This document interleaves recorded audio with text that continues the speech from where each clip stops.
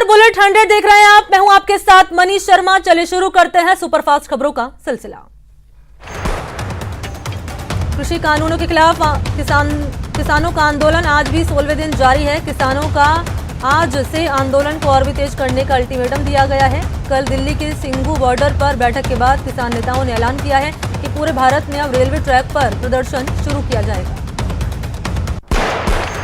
किसानों के Jaipur highway NH-48 block करने के ऐलान के बाद इलाके में भारी पुलिस बल की तैनाती की जा रही है। 2000 से ज्यादा पुलिसकर्मी NH-48 पर मोर्चा संभालेंगे।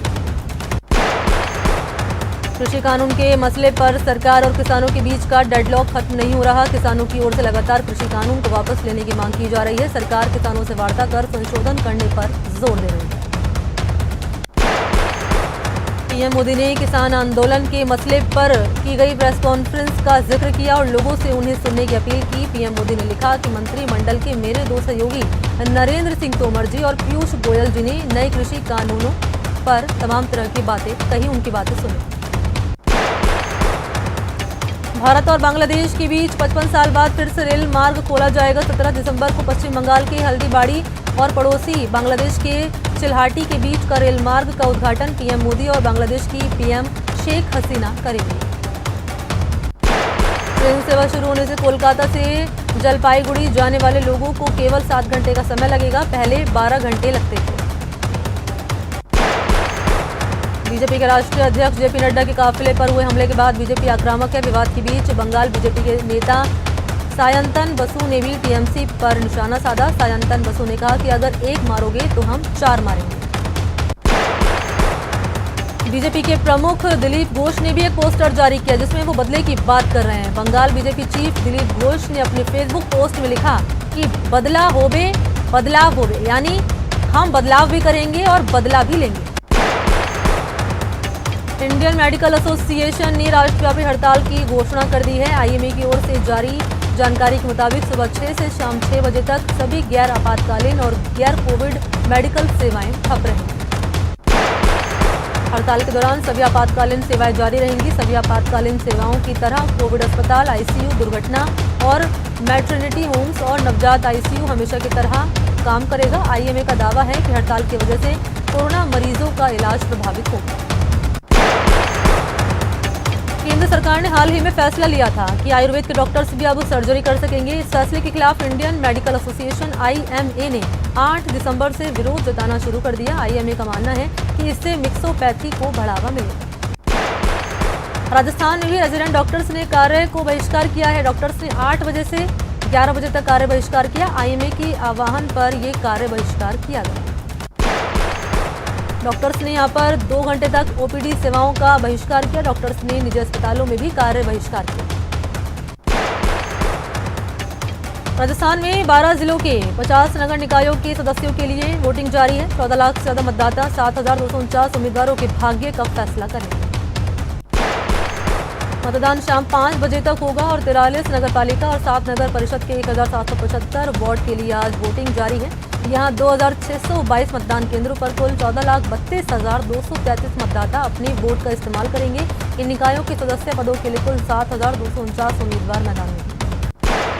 सवाई माधोपुर जिले की गंगापुर सिटी और सवाई माधोपुर नगर परिषद वार्ड के पार्षद चुनाव को लेकर मतदान प्रक्रिया शुरू हो गई। सवाई माधोपुर में 29 और गंगापुर सिटी में 31 संवेदनशील और अति संवेदनशील पोलिंग बूथ हैं। दोनों जगहों पर कुल 277 पोलिंग बूथ बनाए गए हैं। दौसा के 3 निकायों में मतदान जारी है। सुबह 8 बजे से यहां पर वोटिंग की प्रक्रिया शुरू हुई। जिले के तीनों निकाय के 130 वार्ड के 204 मतदान केंद्रों पर वोटिंग जारी है। भरतपुर के 8 नगर पालिकाओं में वोटिंग जारी है। मतदान केंद्रों पर सुरक्षा को देखते हुए पुलिस जाब्ता तैनात किया गया है। वोटर्स को सैनिटाइजर का उपयोग कराने के बाद ही एंट्री दी जा रही है। करौली, हिंडौन और टोडाभीम नगर निकायों में सुबह 8 बजे से मतदान शुरू हुआ। अपना प्रतिनिधि चुनने के लिए मतदाताओं में भारी उत्साह नजर आ रहा है। मतदान केंद्रों पर सुबह से ही वोटर्स की लाइन लग गई है। अलवर में 6 नगर पालिकाओं के लिए मतदान शुरू हुआ। सुबह सर्दी के मौसम में भी मतदान केंद्रों पर मतदाताओं का उत्साह देखने को मिला। कोरोना को देखते हुए मतदाताओं को मास्क लगाकर मतदान केंद्रों में एंट्री दी जा रही है। कोटा के रामगंज, मंडी और इटावा नगर पालिका में भी मतदान को लेकर उत्साह नजर आया। इटावा नगर पालिका में 35 वार्ड में मतदान के लिए 40 मतदान केंद्रों पर मतदान जारी है। रामगंज मंडी के 39 वार्ड के लिए 47 मतदान केंद्रों पर वोटिंग जारी है। 12 में सुबह 8 बजे से 12 नगर परिषद के 60 वार्ड में पार्षदों के चुनाव को लेकर मतदान जारी है। लोकतंत्र के इस उत्सव में 12 के वार्ड नंबर 4 के आदर्श कॉलोनी निवासी दूल्हे रोहित कुमार सोनी ने वोट दिया। झुंझुनू के अलसीसर में प्रधान के चुनाव में हंगामा देखने को मिला। पंचायत समिति के चुने गए कांग्रेस सदस्यों ने अपने ही उम्मीदवार के खिलाफ मोर्चा खोल दिया और उसका विरोध करना शुरू कर दिया। धौलपुर में होने वाले निकाय चुनाव को लेकर बीजेपी नेता ज्ञानदेव आहूजा ने कांग्रेस पर निशाना साधा और कहा कि किसानों द्वारा जो आंदोलन किया जा रहा है उसमें कांग्रेस पार्टी बेवजह की राजनीति कर रही है। धौलपुर जिले की 3 निकायों में 8 बजे से मतदान की शुरुआत हो चुकी है। जिले की बाड़ी नगरपालिका, राजाखेड़ा नगरपालिका और धौलपुर में नगर परिषद के चुनाव कराए जा रहे हैं। राजस्थान में आज उप प्रमुख और उप प्रधानों के चुनाव है। कल प्रमुख और प्रधानों के चुनाव के बाद भी राजनीतिक पार्टियों ने बाड़ेबंदी नहीं छोड़ी। साथ ही कल परिणाम घोषित होने के बाद विजयी खेमों में रात भर जीत का जश्न चलता रहा। झुंझुनू से बाड़ेबंदी वीडियो वायरल हुआ है जिसमें नवनिर्वाचित प्रधान दिनेश सुंडा ठुमके लगाते हुए नजर आ रहे हैं। तोगड़ा कला के पूर्व सरपंच ने लाइव किया जिसमें सभी नवनिर्वाचित मस्ती कर रहे हैं। तो उदयपुर से बड़ी खबर सामने आई। यहाँ पर ट्रक ने बाइक को टक्कर मारी। हादसे में 2 युवकों की मौत हो गई है। हादसा हुआ है हाईवे ब्रिज के पास हुआ है। पुलिस ने शव को मोर्चरी में रखवा दिया है। बड़ी खबर उदयपुर से, हाईवे ब्रिज पर हादसा सामने आया है जिसके चलते 2 लोगों की मौत हो गई है। पुलिस ने शव को मोर्चरी में रखवा दिया है। बीकानेर में कांग्रेस का जिला प्रमुख बन गया और इस जीत में पूर्व नेता प्रतिपक्ष रामेश्वर डूडी का एक बार फिर से जलवा देखने को मिला। रामेश्वर डूडी ने खास बातचीत में ये बताया कि उनकी जीत कांग्रेस की है और उनके अपनों के बीच किसी तरह का मनमुटाव नहीं है। चूरू जिले की सभी 7 पंचायत समितियों में प्रधान पद के लिए संपन्न हुए मतदान के बाद जिले में बीजेपी का दबदबा रहा। जिले की 7 पंचायत समितियों में से 4 पर बीजेपी के प्रत्याशी जीते हैं जबकि कांग्रेस के 2 प्रधान और 1 निर्दलीय प्रत्याशी ने बाजी मारी। सुजानगढ़ पंचायत समिति में बीजेपी ने इतिहास रचते हुए पहली बार अपना प्रधान बनाने में कामयाबी हासिल की। निर्वाचन अधिकारी धर्मराज गुर्जर ने परिणाम घोषित कर बताया कि बीजेपी की मनभरी देवी को 14 और कांग्रेस की शारदा को 11 वोट मिले।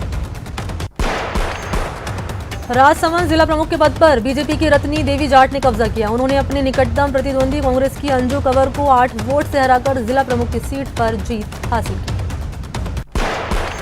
डूंगरपुर जिले में पंचायत राज चुनाव के तहत 10 पंचायत समितियों में प्रधान के चुनाव हुए। प्रधान के चुनाव में 10 में से 4 पंचायत समितियों ने बीजेपी और 4 पंचायत समितियों में बीटीपी ने अपने प्रधान बनाए। चूरू जिला परिषद के प्रमुख पद पर बीजेपी की वंदना आर्य प्रमुख पद के लिए निर्वाचित हुई। बीजेपी की वंदना आर्य ने कांग्रेस की विमला को 15 मत के अंतर से हराकर जीत हासिल की। बीकानेर में जिला प्रमुख के चुनाव में कांग्रेस ने बाजी मारते हुए जीत हासिल की। कुल 29 मतों में से कांग्रेस के मोडाराम को 26 मत मिले। बीजेपी को 3 मतों पर ही संतोष करना पड़ा। भीलवाड़ा जिला परिषद चुनाव में बीजेपी ने जीत का परचम लहराया लेकिन जिले की 14 पंचायत समितियों में से 7 में से स्पष्ट बहुमत होने के बावजूद 4 में ही प्रधान बनाने में सफल हुए। झालावाड़ जिले की 8 पंचायत समितियों में पंचायती राज चुनाव के तहत प्रधान चुनाव संपन्न हुए। झालरापाटन पंचायत समिति में बीजेपी की भावना झाला ने कांग्रेस की मधु झाला को शिकस्त देते हुए प्रधान पद पर जीत हासिल की। पाली पंचायत राज चुनाव में एक बार फिर से बीजेपी ने अपना परचम लहरा दिया है। जिला परिषद समेत 7 सीटों पर अपना कब्जा जमाया। 2 पंचायत समितियों में बीजेपी की ही बागियों ने बीजेपी की गणित बिगाड़ दी। हनुमानगढ़ जिले में जिला प्रमुख और 7 पंचायत समितियों के प्रधान के पद पर चुनाव शांतिपूर्ण तरीके से संपन्न हुए। नतीजों में हनुमानगढ़ जिला प्रमुख पद पर कांग्रेस की कविता मेघवाल विजयी रही। पिछले 2 महीनों से चल रहे चुनावी समर में कांग्रेस ने सरहदी बाड़मेर में अपना अभेद किला बरकरार रखा है। कांग्रेस ने तमाम अटकल और संभावनाओं को दरकिनार कर न केवल बाड़मेर में अपना जिला प्रमुख बनाया बल्कि बीजेपी के जीते हुए 18 सदस्यों में से जबरदस्त घुसपैठ कर 3 सदस्यों को कांग्रेस के पक्ष में मतदान करवा दिया। बीजेपी ने करौली नगर परिषद में पार्टी का बोर्ड बनाने का दावा किया। पार्टी पदाधिकारी को कहना है कि जनता का बीजेपी की ओर रुझान है और बीजेपी को पूर्ण बहुमत मिलेगा। बीजेपी ने करौली नगर परिषद में पार्टी का बोर्ड बनाने का भी दावा किया। कहा कि जनता ने प्रदेश के विभिन्न पंचायत जिला परिषद चुनाव में बीजेपी के प्रति विश्वास जताया है। सीकर जिला प्रमुख के पद पर बीजेपी का कमल खिला है। नीमका थाना के पूर्व विधायक प्रेम सिंह बाजौर की पुत्र वधु गायत्री कंवर ने जिला प्रमुख के पद पर 39 में से 24 वोट हासिल कर जिला प्रमुख का चुनाव जीत लिया। भीलवाड़ा जिला प्रमुख मतदान की बीजेपी और कांग्रेस के दोनों पार्टियों में जमकर हंगामा देखने को मिला। मतदान के दौरान एक सदस्य द्वारा पीपीई किट पहनकर पहुंचने से वो कौतूहल का विषय बन गया। सीकर जिला मुख्यालय स्थित बीजेपी कार्यालय में जिला प्रमुख के नाम की घोषणा होने से पहले ही जश्न शुरू हो गया। बीजेपी कार्यालय में पूर्व विधायक प्रेम सिंह बाजौर को बीजेपी कार्यकर्ताओं ने मिठाई खिलाकर जीत की अग्रिम बधाई दी। सीएम अशोक गहलोत ने कोरोना को लेकर समीक्षा बैठक की। इसमें कोरोना के जिलेवार हालात, उपचार सुविधा और वैक्सीनेशन की तैयारियों को लेकर मंथन हुआ। बैठक में चिकित्सा मंत्री रघु शर्मा, सीएस निरंजन आर्य और कोर ग्रुप के अफसर समेत दिग्गज मौजूद रहे। समीक्षा बैठक में सीएम गहलोत ने कोरोना के बढ़ते संक्रमण पर प्रभावी रोकथाम के लिए जांच का दायरा बढ़ाने के निर्देश दिए। साथ ही वैक्सीनेशन के लिए पुख्ता इंतजाम करने के भी निर्देश दिए। जेके लोन अस्पताल में 9 शिशुओं की मौत के बाद परिजनों ने अस्पताल परिसर में जमकर हंगामा किया। परिजनों ने अस्पताल के मेडिकल स्टाफ पर लापरवाही का आरोप लगाया। स्वास्थ्य मंत्री डॉक्टर रघु शर्मा ने 9 शिशुओं की मौत के मामले में स्थानीय प्राचार्य और प्रशासनिक अधिकारियों को घटना की प्रारंभिक जांच कर तत्काल रिपोर्ट देने के निर्देश दिए। उन्होंने कोटा मेडिकल कॉलेज के प्राचार्य से जेके लोन अस्पताल में शिशुओं की मौत की सूचना पर रिपोर्ट तलब की। प्रदेश की पूर्व मुख्यमंत्री वसुंधरा राजे ने कोटा के जेके लोन अस्पताल में 8 में से 9 नवजात शिशुओं की मौत पर बड़ा बयान दिया। उन्होंने कहा कि इस घटना से वो आहत हैं, इसलिए राज्य सरकार से उनका आग्रह है कि माओ की उजड़ती कोख को हल्के में न लें और मामले की तुरंत जांच करे, उचित कार्रवाई करें। कोटा के जेके लोन अस्पताल में बच्चों की हुई मौत के बाद विपक्ष ने सरकार को घेरना शुरू कर दिया। पूर्व विधायक भवानी सिंह रजावत बीजेपी कार्यकर्ताओं के साथ जेके लोन हॉस्पिटल पहुंचे और वहां पर उन्होंने राज्य सरकार के खिलाफ नारेबाजी कर विरोध प्रदर्शन किया। राज्य सरकार ने 5वीं बार फार्मासिस्ट सीधी भर्ती परीक्षा 2018 को निरस्त कर दिया। मामले को लेकर प्रदेश के फार्मासिस्ट सीधी भर्ती परीक्षा की तैयारी करने वाले लोगों में सरकार के प्रति रोष व्याप्त है। जयपुर के एडिशनल कमिश्नर ने अपने ही विभाग के पुलिस कर्मियों पर डिकॉय ऑपरेशन चलाया, जिन पर बजरी माफियाओं से अवैध वसूली मामले के तहत कार्रवाई की गई। मामले में 16 पुलिसकर्मियों को निलंबित किया गया। जयपुर पुलिस ने नकली शराब के खिलाफ बड़ी कार्रवाई की है। यहां पुलिस ने कालाडेरा से नकली शराब की फैक्ट्री पकड़ी और 30 से 35 पेटी नकली शराब के साथ ही 20,000 के नकली ढक्कन भी बरामद किए।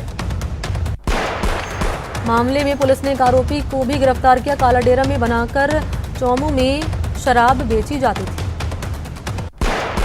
भरतपुर के बयाना पुलिस ने अवैध शराब के खिलाफ बड़ी कार्रवाई की। पुलिस ने अवैध देसी शराब के साथ एक युवक को गिरफ्तार किया। कोटा ओवरब्रिज हादसा मामले में यूडीएच मंत्री के निर्देश के बाद निर्माण ठेका कंपनी के खिलाफ एफआईआर दर्ज हुई। हादसे में एक मजदूर की मौत हो गई थी, जबकि 12 मजदूर घायल हुए थे। वहीं सीआई अमर सिंह ने पूरे मामले में दोषी पर कार्रवाई करने की बात कही थी। अजमेर के आदर्श नगर थाना इलाके में जानवरों के बाड़े में एक युवक की लाश फंदे पर झूलती हुई मिली, जिससे क्षेत्र में सनसनी फैल गई। पुलिस मामले की जांच में जुटी है। डूंगरपुर के सागावाड़ा नगरपालिका क्षेत्र में बेशकीमती जमीन को अतिक्रमण से मुक्त करवाने की कार्रवाई की गई। कोर्ट के निर्देश पर राजस्व विभाग की टीम और पुलिस जवानों की मौजूदगी में अतिक्रमण जेसीबी की सहायता से हटाया गया।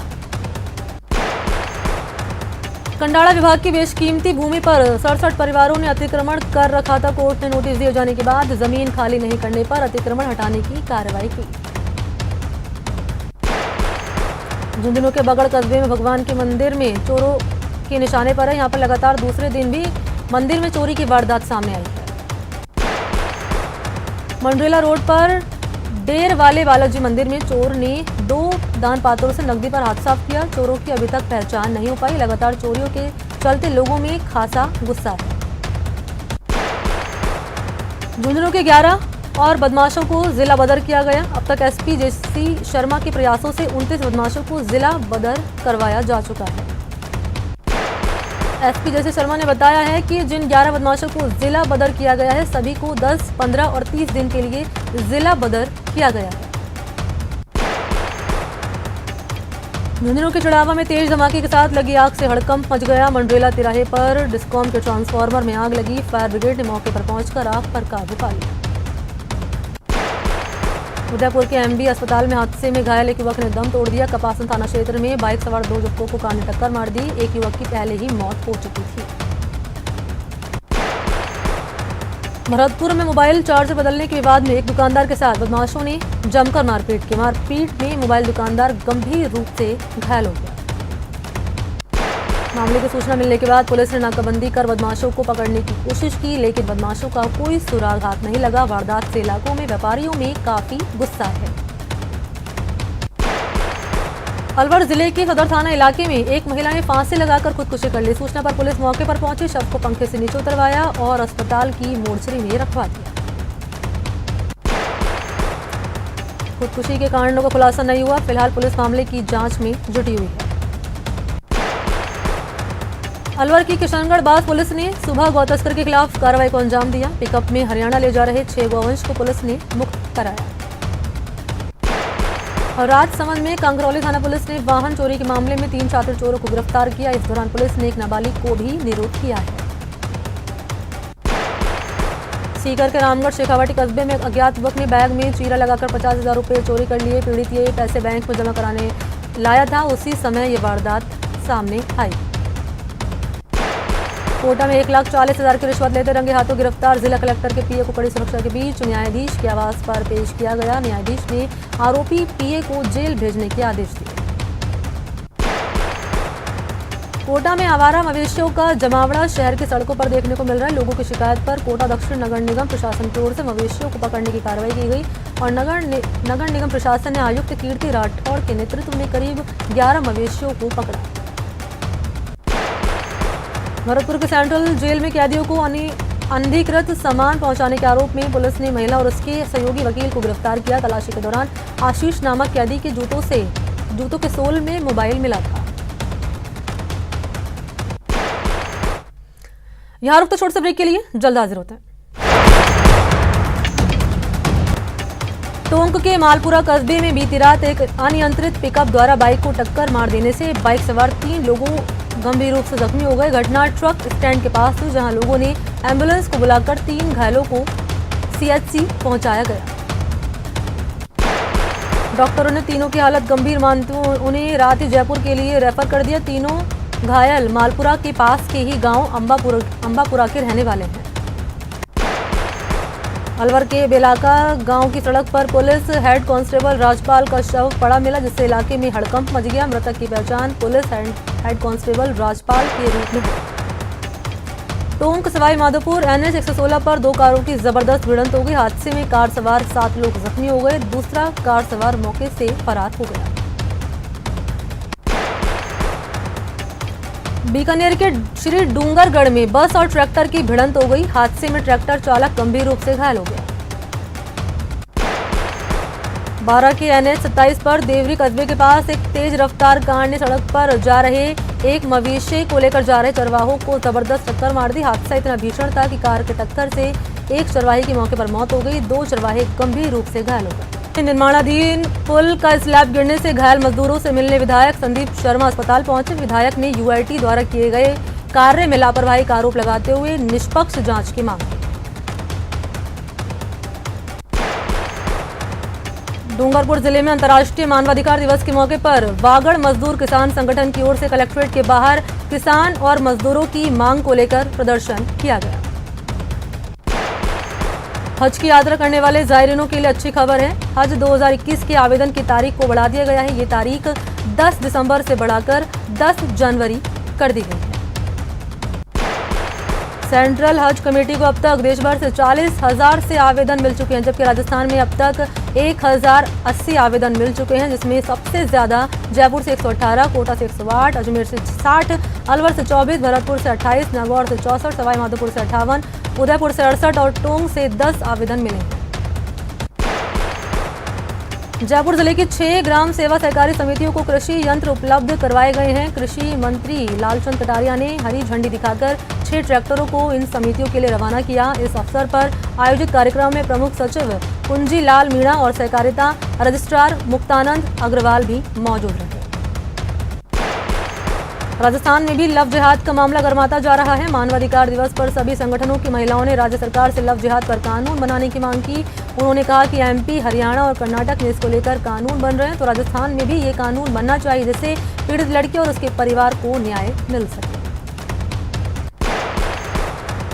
थानों में सीसीटीवी कैमरे लगाने पर सुप्रीम कोर्ट के फैसले के बाद अब Jaipur additional commissioner law and order Rahul Prakash action में हैं। उन्होंने जयपुर के सभी डीसीपी को अपने अपने थानों में जल्द से जल्द सीसीटीवी कैमरा लगाने के निर्देश दिए। तो बुलेटिन में फिलहाल इतना ही। नमस्कार।